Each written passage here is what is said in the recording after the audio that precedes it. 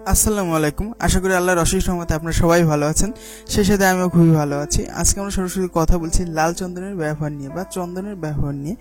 আপনারা ইতিমধ্যে হয়তো পুষ্পা মুভি এবং ভারতের বেশ কিছু মুভি দেখেছেন, যাতে লাল চন্দন বা চন্দনের ব্যবহার বা সেই রিলেটেড একটা বা দুইটা মুভিও অলরেডি করে ফেলা হয়েছে। আসলে কি চন্দন বা লাল চন্দনের এত দাম? আসলে কি এর কি কোনো ঔষধি গুণ আছে? আজকে সেই বিষয় নিয়ে আমরা কথা বলছি।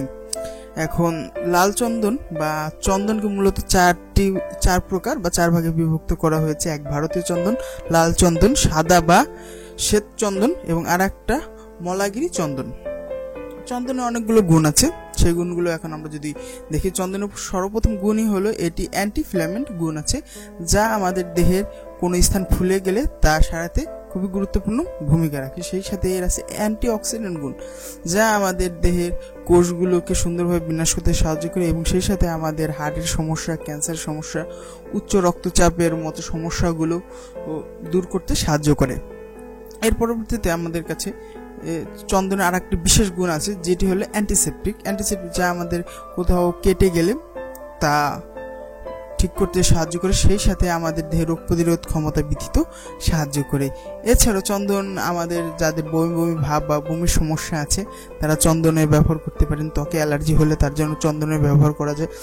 সেই সাথে যাদের পেটে সমস্যা আছে, ঠান্ডা জ্বর সর্দির জন্য আপনারা চন্দনের ব্যবহার করতে পারেন। মাথা ব্যথার জন্য চন্দনের ব্যবহার করতে পারেন এবং যাদের মুখে ব্রণের সমস্যা আছে তার জন্য চন্দন খুবই ব্যবহার করতে পারেন। যেহেতু এটার সাথে অ্যান্টিঅক্সিডেন্ট সম্পর্ক বা অ্যান্টিঅক্সিডেন্ট গুণ আছে, এই জন্য চন্দন আপনারা ব্যবহার করতে পারেন। আপনাদের অনেকে দেখা যায় যে মুখে মাথার অতিরিক্ত ব্রণ থাকে, তারা যদি চন্দন খান তাহলে তাদের রক্ত পরিষ্কার হবে এবং এতে করে তাদের শরীরে ব্রণ বা অ্যালার্জি জাতীয় যে সমস্যাগুলো আছে, সেই সমস্যাগুলো খুব তাড়াতাড়ি সমাধান পাবেন এবং এটা সম্পূর্ণ প্রাকৃতিক উপায়।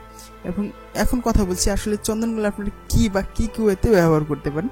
আসলে চন্দন অনেক ওয়েতে ব্যবহার করা যায়। চন্দনের পাউডার বা পেস্ট বাসি বেড়ে প্রত্যেকদিন খাওয়া যেতে পারে, বা চন্দনের তেল পাওয়া যায়, তেল ব্যবহার করা যেতে পারে। অবশ্যই আপনারা কোনটা কোন কাজের জন্য ব্যবহার করবেন এই নিয়ে আমরা খুব শীঘ্র একটা ভিডিও করবো। সেই ভিডিওতে আপনারা আপনাদের কাছে এই সম্পূর্ণ বিস্তারিত আলোচনা করব। ওকে, আজকের মতো এই পর্যন্তই। আশা করি সবাই ভালো থাকবেন।